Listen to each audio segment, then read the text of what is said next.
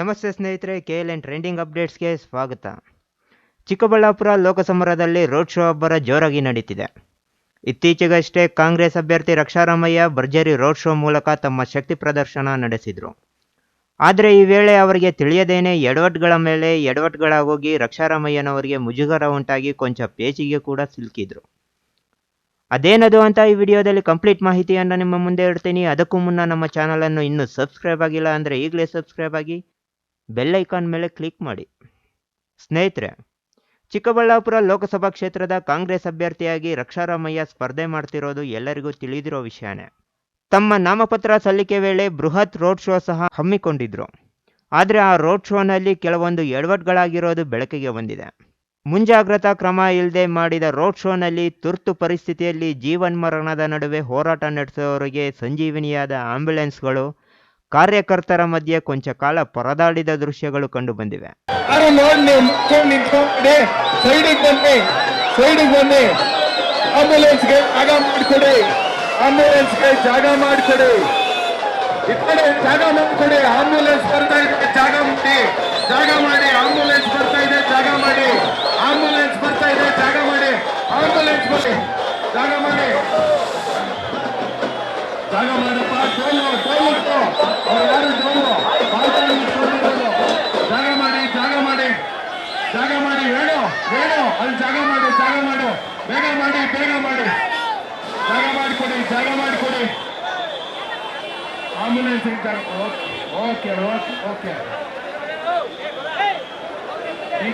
ಯುವ ನಾಯಕರಾದಂಥ ರಕ್ಷಾರಾಮಯ್ಯನವರನ್ನ ಬೆಂಬಲಿಸಕ್ಕೆ ಚಿಕ್ಕಬಳ್ಳಾಪುರ ಲೋಕಸಭಾ ಕ್ಷೇತ್ರಾದ್ಯಂತ ಸಾವಿರಾರು ಲಕ್ಷಾಂತರ ಜನ, ಎಲ್ಲ ತಾಯಂದ್ರು, ಎಲ್ಲ ಅಣ್ಣ ತಮ್ಮಂದಿರು, ಎಲ್ಲ ಅಕ್ಕ ತಂಗಿಯರು, ಕಾಂಗ್ರೆಸ್ ಪಕ್ಷದ ಅಭಿಮಾನಿಗಳು ಎಲ್ಲರೂ ಆಗಮಿಸಿದ್ದೀರ.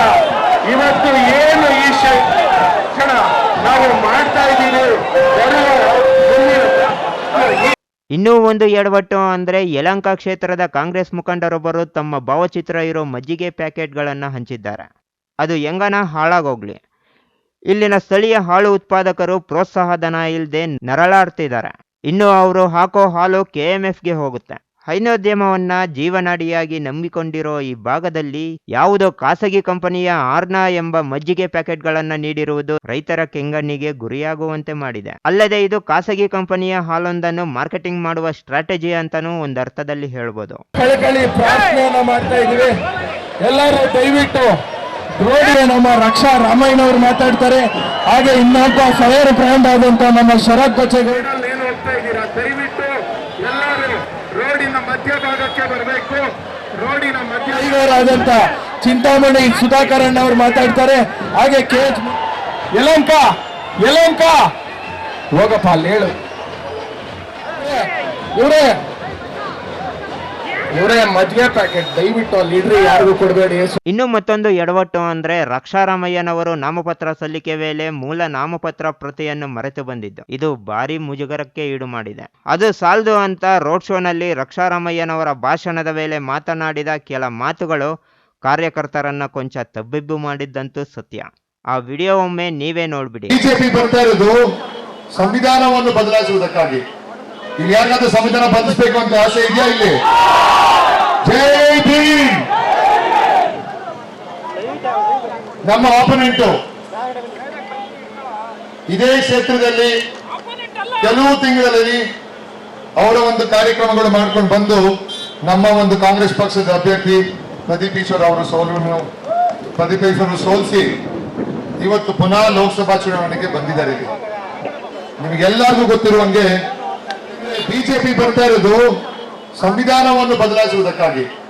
ಇಲ್ಲಿ ಯಾರಿಗಾದ್ರೂ ಸಂವಿಧಾನ ಬದಲಿಸಬೇಕು ಅಂತ ಆಸೆ ಇದೆಯಾ? ಇಲ್ಲಿ ಜೈ ಭೀಮ್. ನಮ್ಮ ಆಪೋನೆಂಟು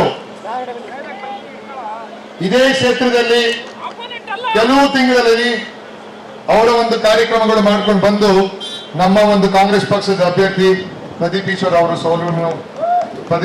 ಸೋಲಿಸಿ ಇವತ್ತು ಪುನಃ ಲೋಕಸಭಾ ಚುನಾವಣೆಗೆ ಬಂದಿದ್ದಾರೆ. ನಿಮಗೆಲ್ಲರಿಗೂ ಗೊತ್ತಿರುವಂಗೆ ನೋಡಿದ್ರಲ್ಲ ಸ್ನೇಹಿತರೆ, ಈ ಮಾಹಿತಿ ನಿಮಗೆ ಇಷ್ಟವಾಗಿದೆ ಅಂತ ತಿಳ್ಕೊತೀನಿ. ವಿಡಿಯೋಗೆ ಒಂದು ಲೈಕ್ ಕೊಡಿ, ಕಾಮೆಂಟ್ ಮೂಲಕ ನಿಮ್ಮ ಅನಿಸಿಕೆ ತಿಳಿಸಿ. ಮತ್ತೊಂದು ಟ್ರೆಂಡಿಂಗ್ ಅಪ್ಡೇಟ್ನೊಂದಿಗೆ ನಿಮ್ಮ ಮುಂದೆ ಬರ್ತೇನೆ. ಜೈ ಹಿಂದ್, ಜೈ ಕರ್ನಾಟಕ ಮಾತೆ.